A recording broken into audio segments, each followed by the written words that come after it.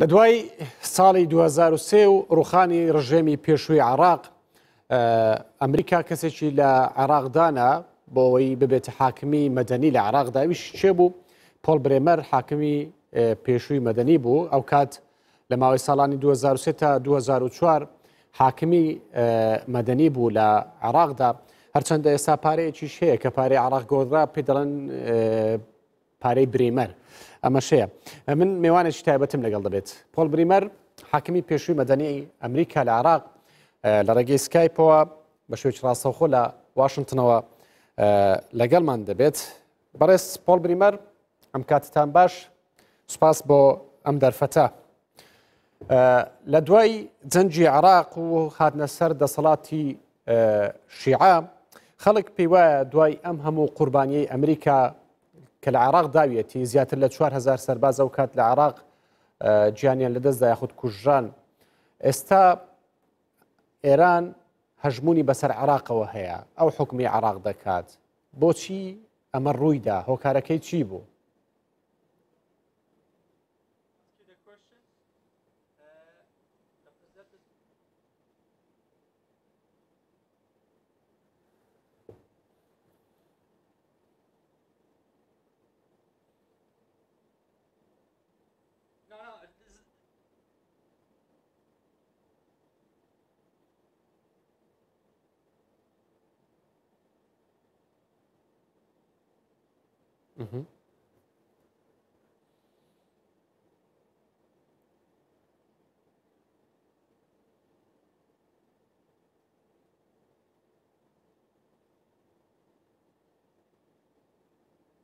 بەڵێ پێم وایە ئەمە بابەتێکی گرنگە بۆی قسەی زیاتری لەسەر بکەین. بەدڵنیاییەوە ئێستا ئێران ڕۆڵێکی زۆر زیاتری و گەورەتری هەیە وەک لەوەی کە پێشتر هەیە بوو بەڕاستی لەناو عێراقا، کە ئەمە پلانی ئێمە نەبووە هیچ کات. ئێمە پلانمان بۆ ئەمەدانە ناوەبەر، ئەمەمان پێ خۆش نەبووە کە لە عێراق هەیە. باشە، بۆچی ئەمە ڕوویدا؟ بۆچی هەژبوونی عێراق لە هەژبوونی ئێران لە عێراق زۆر بوو؟ بۆچی ئەمریکا ئەو پاشەکشەیەی کرد؟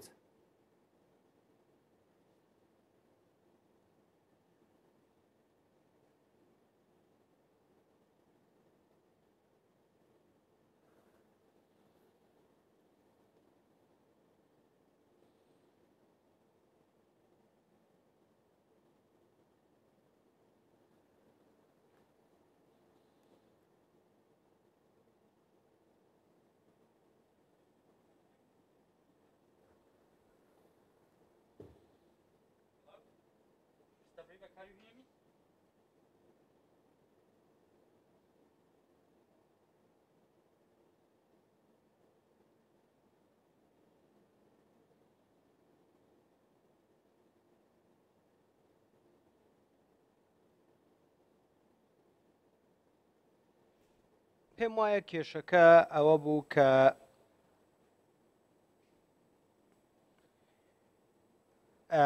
وەکو پێویست ئاسایشی عێراقی دابین نەکرد، لە بڵین بە شێوەیەکی ناتەواو بابەتەکەی بەجێهێشت و وای کرد کە بۆشاییەکی ئەمنی لە عێراقدا دروست بێ و 2011ش کە بە تەواوی لە عێراق کشایەوە ئەم بۆشایە ئەمنە زیاتر بووە بۆ دەرفەتێک بۆ ئێران. لە 2003 و 2004ەوە ئەو کاتەش کە هێزی پێویستی ئەمریکاییمان نەبوو لە سەرزەوی لە عێراق، من بەردەوام ئەو ساڵ و یەک مانگەی کە لە عێراق بووم بەردەوام لە ئیدارەکە کردووە کە سەربازی زیاتر بنێرنە عێراق و ئەستراتیژیەتی خۆیان فراوانتر بکەن و پێگەی ئەمریکا لە عێراق زیاتر و فراوانتر بکەن. و سەرۆک ئۆباماش لە 2011 هەڵەیەکی زۆر کوشندەی کرد کاتێک کە بڕیاری کشانەوەی ئەمریکای سەربازانی ئەمریکای دەرکرد و دەرگایەکی بۆ ئێرانیەکان کردەوە بۆی کە بە تەواوی بێنە ناو عێراقەوە و کۆنتترۆلی هەموو شتێک بکەن لە عێراقدا و سەرۆک ئۆباماش زانی کە هەڵەیە و دواتر زانی کە بڕیارەکەی هەڵەیە، بەڵام هەموو شت لە دەست دەرچوو بوو ئەو کات.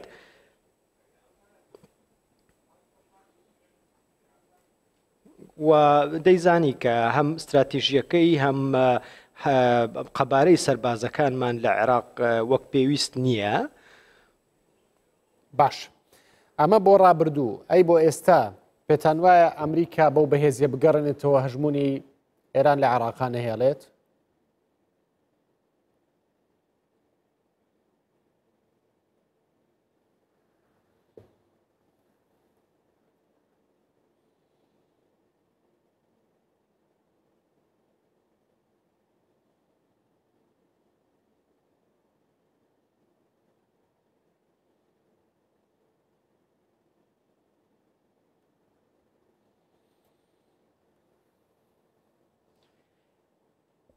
پێم وایە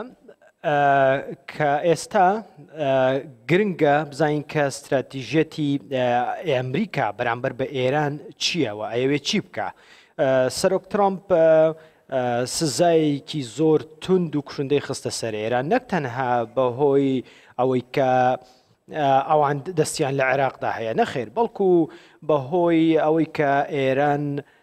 بە شێوەیەکی زۆر خراپ مامەڵە دەکات لە ڕووی ئاستی نێودەوڵەتی و بۆتە هۆی تێکدانی سەقامگیری لە ناوچەکە. پرسیارەکە ئێستا ئەوەیە ئایا سەرۆک بایدن پلانی چی دەبێت و ئەو چۆن ڕوبەڕووی هەژمون و فراوانخوازی و کارە تێکدەرانەکانی ئێران لە عێراق و لە ناوچەکە دەبێتەوە. من نازانم بە دیاریکراوی سیاسەتی سەرۆک بایدن بۆ عێراق چۆنە بێ و چەند با بڵێن 4 ساڵی داهات و چیەکات، بەڵام بە دڵنیاییەوە دەبێ ئەم سزایانە لەسەر ئێران بەردەوام بن و ئەم گوشاران لەسەر ئێران بەردەوام بن بۆی کە ئێران چی دیکە لەوە زیاتر کە هەیە پەل نەهاوێ و بکرێ وە زۆر مەترسیداریش دەبێ ئەگەر بێت و ئەم ئیدارەیە بە شێوەیەکی وەکەوەی کە چاوەڕوانەکرێن نەرمتر لەگەڵ ئێران مامەڵە بکات. باشە، کەواتە بێ جۆ بایدن چی بکات؟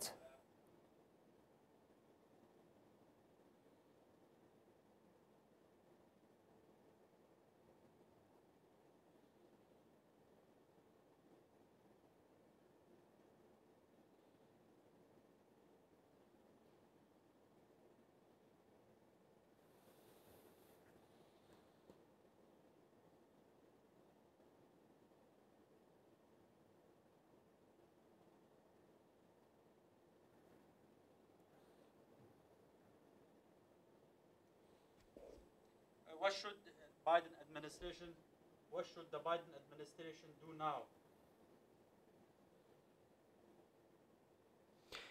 بەڵێ، من پێم وایە کە پرسیارەکە ئەوەیە کە بایدن بێ چی بکە. دەبێ بایدن زوو بکەوێتە خۆی و دەبێ باش دەستی ئێران بخوێنێتەوە و وەکوتم سزاکان لەسەر ئێران زیاتر بکە و ئەم ئەوروپاش بێنێتە ناو ئەو لیستی سزایانەوە کە پێکەوە نەک تەنها ئەمریکا هەمویان پێکەوە سزا بخەنە سەر حکوومەتی ئێران، چونکە ئێران تا ئێستاش لە هەڕەشەکانی ڕانەوەستاوە، لە دەستەی وەردانەکانی ڕانەوەستاوە، لە پێشێلکاریەکانی ڕانەوەستاوە. بۆیە من پێم وایە ئیدارەی با بڵێن سەرۆک بایدن دەبێ لەگەڵ وڵاتانی عەرەبیش لەگەڵ هاوپەیمانەکان لە ناوچەکە قسە بکات جیا لە هاوپەیمانە ئەوروپیەکانمان بۆی کە بە هەموو لایەکەوە گوشارەکان زیاتر بکەن. ئەگەر ئەم فشارە ئەمریکی ئەوروپی عەرەبی ناوچەیە هەبێت لەسەر ئێران، من پێم وایە ئەو کاتە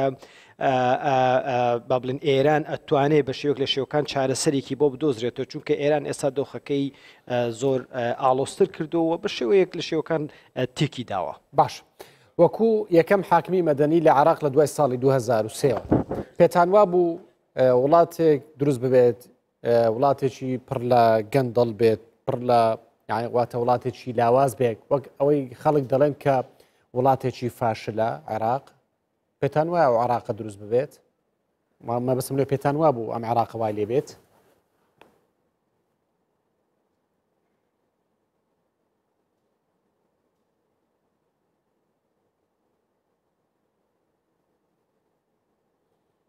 خیر ئێمە هیچ پێشبینی ئەومان نەدەکرد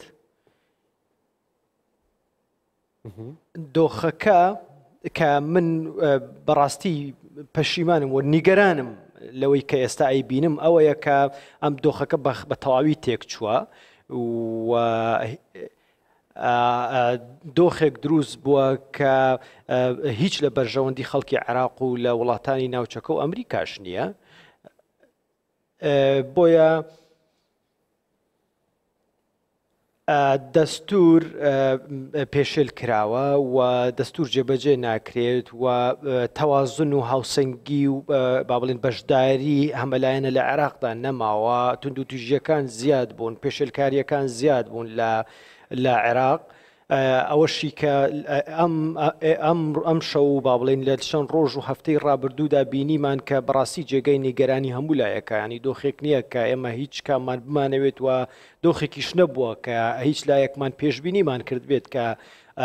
شتێکی وان لە عێراق بێتە ئاراوە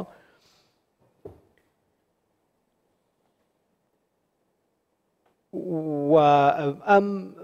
ئەم هێنانە ناوەوەی ئەم میلیشیا عێراقیانە کە ئێران پاڵپشتیان دەکات و خستوین بیان خێتە ناو با بڵێن ژێر چەتری حکوومەتی عێراق و ئەمەش جارێکی دیکە کێشەیەک بوو کە بەڕاستی بەدڵی هیچ لایەکمانیە و هیچ یەک لە ئێمە ئەوەی نەخواستووە باش بە پێی ئەزمموی تۆ بۆچی هەر کەسێک کە دەبێتە دەسەڵاتدار یاخود دەسەڵات لە عێراق وەردەگرێت دەیەوێت مافی کورد زەوت بکات هۆکارەکان چین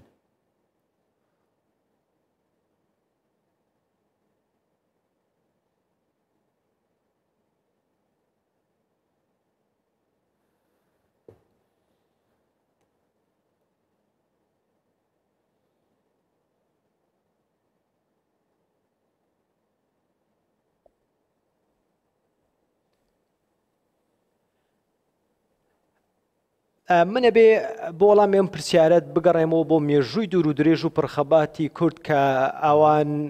ناوچەیەکیان بۆ خۆیان هەیە ناوچەیەکیان ئاوادان کردووەتەوە ئاسایشی تێدایە ئاوادانی تێدایە من گفتوگۆکانم لەگەڵ سەرکردە کوردەکان باش لە بیرە کە چەند ساڵێک لەمە بەرقسەم لەگەڵ کردوون و کوردەکانی عێراق دەیانویست کە عێراق بێتە وڵاتێکی فێدراڵی و داوایان دەکرد مافەکانیان لە دەستوردا جێگیر بکەن و هەوڵی هەمویاندا خۆیاندا کە لە 2004 با بڵێن مافەکانیان لەوێ جێگیر کرا 2005 دەستور با بڵێن دەنگی لە سەردرا و پەسەند کرا بۆیە کوردی با بڵێن عێراق با بڵێن دەبوو پەیوەند بە شێوەک لە شێوەکان پەیوەندیەکی باشیان لەگەڵ کوردەکانی ناوچەکانی دیکەش هەبوو و هەیانە بەڵام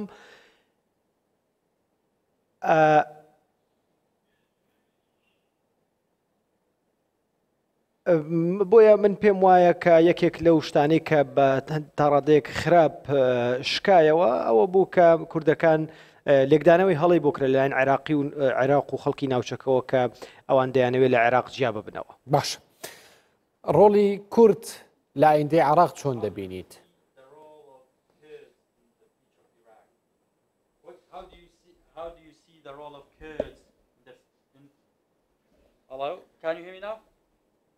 ئەگەر هەڵە نەبم دەنجی بەباشی بۆ ناچێت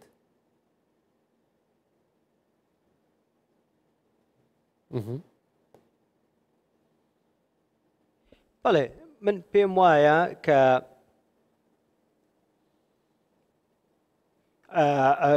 بەهێزترین با بڵێن پێکاتەن لە عێراقدا و ڕێکخراوترین پێکاتەن لە عێراقدا و بۆ داهاتووی عێراقیش زۆر گرنگن بۆ یەکگرتووی عێراق گرنگن بۆ سەقامگیری عێراق گرنگن ئەگەر بتوانن پێکەوە لەگەڵ حکوومەتی بەغدا هەمانگەکانیان زیاتر بکەن و کار پێکەوە بکەن بۆی کە حکوومەتی عێراق بخەنەوە سەر پێ حکوومەتێکی بەهێز بێت و ئیدارەیەکی باشی وڵات بدەن پێکەوە و دەستور و بەندەکانی دەستور ئەوەی کە خۆیان دەنگیان بۆ داوە ساڵی 2005 جێبەجێ بکەن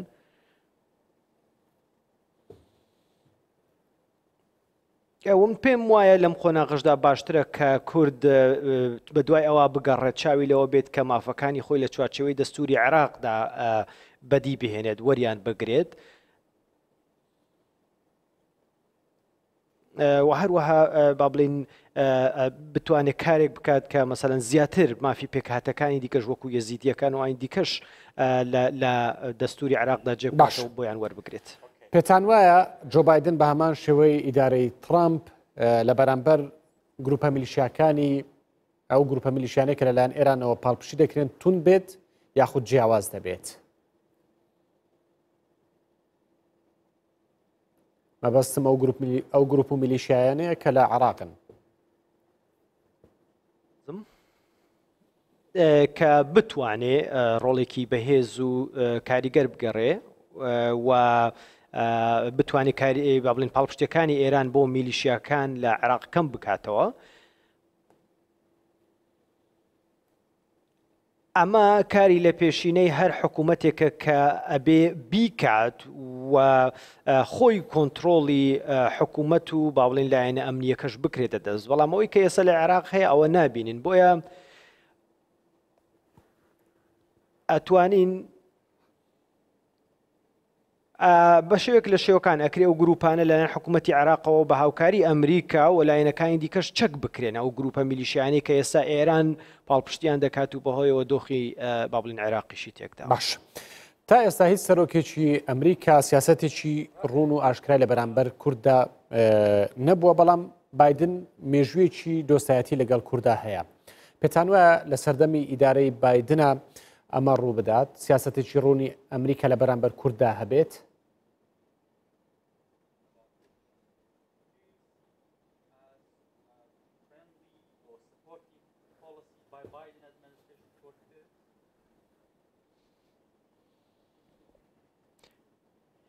بەڵێ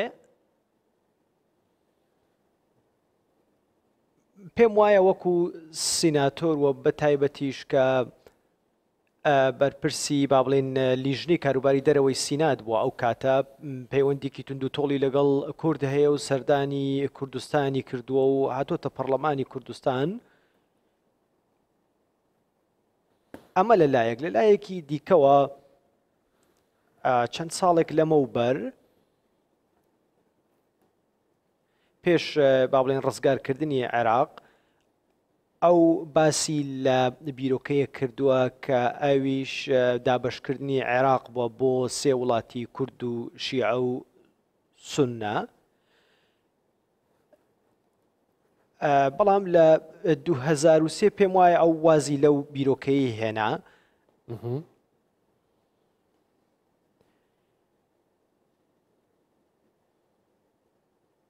بە هەمان شێوە ئەوەی کە من بزانم ئەو زۆر نیگەرانە لەو با بڵێن ئەو میلیشیانەی کە ئێران پاڵپشتیان دەکات و دۆخی عێراقیان تێکداوە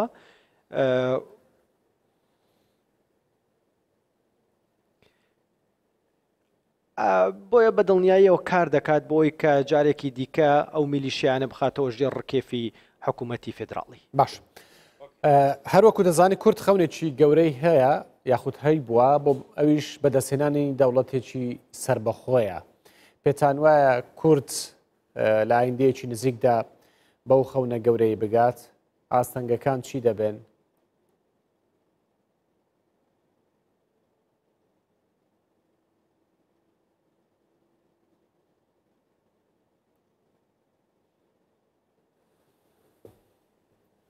من پێم وانییە کە بەم زوانە ئەوە بەدەست بێت ئەو خەونەتان ئەگەر پرسیار لەوە ئەکەی کە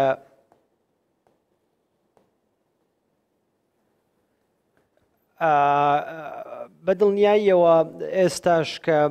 وڵاتانی ناوچەکە دراوسێکانتان ئێران و تورکیا بە دیاریکراوی و عێراقیش تا ڕادەیەکی زۆر بە دڵنیاییەوە دژی ئەو با بڵێن ئەو خواستە و ئامانجی ئێوە دەوەستنەوە.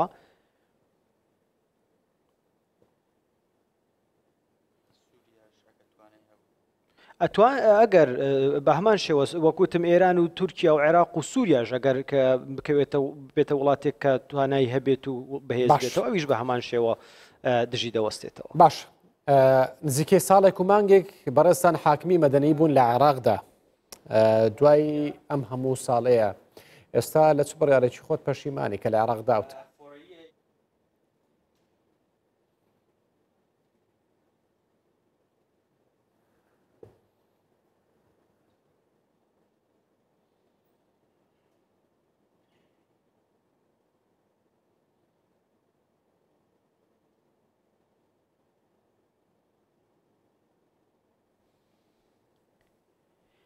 من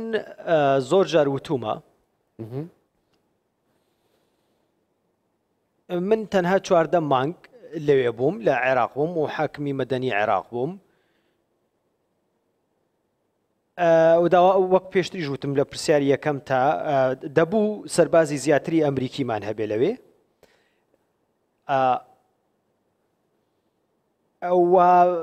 بڕیاری هەڵوەشاندنەوەی حوسپا و حکوومەتی بەعس و پۆلیس با بڵێن لایەنە نیزامیەکەی کە دوای ئەوە کە وەکو خۆی جێبەجێ نەکرا بەڵام دۆخێکی ئاڵۆزیشی لە عێراق هێنایە ئاراوە لە ڕووی سیاسی و با بڵێن سەربازیشەوە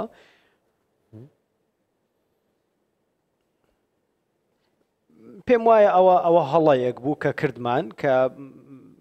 دەکرا بە شێوەیەکی دیکە مامەڵی لەگەڵ بکەین نەوەکو بەو شێوەی کە هەڵوەشاندنەوەی حکوومەتی بەعس و پۆلیس کە پێم وایە ئەوە هەڵەیەک بوو و بڕیارێکی هەڵە بوو دامان.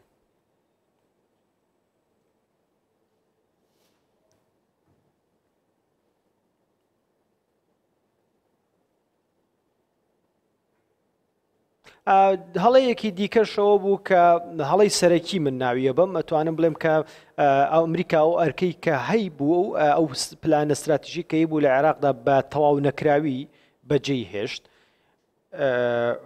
و دەکرا استراتیژیەتێکی باشتری هەبێ و بە شێوەیەکی باشتر جێبەجێ بکە. ئەمە ئەو هەڵانە بوون کە من پێم وایە ئەو سێ هەڵە بوون کە ئەگەر بە کورتی پێت بڵێم ئەو سێ هەڵە لە عێراق کراوە. سپاس بۆ بەڕێز پۆل برێمەر حاکمی پێشووی مەدەنی ئەمریکا لە عێراق کە لە ڕێگەی سکایپەوە لە واشنگتنەوە لەگەڵمان بووی.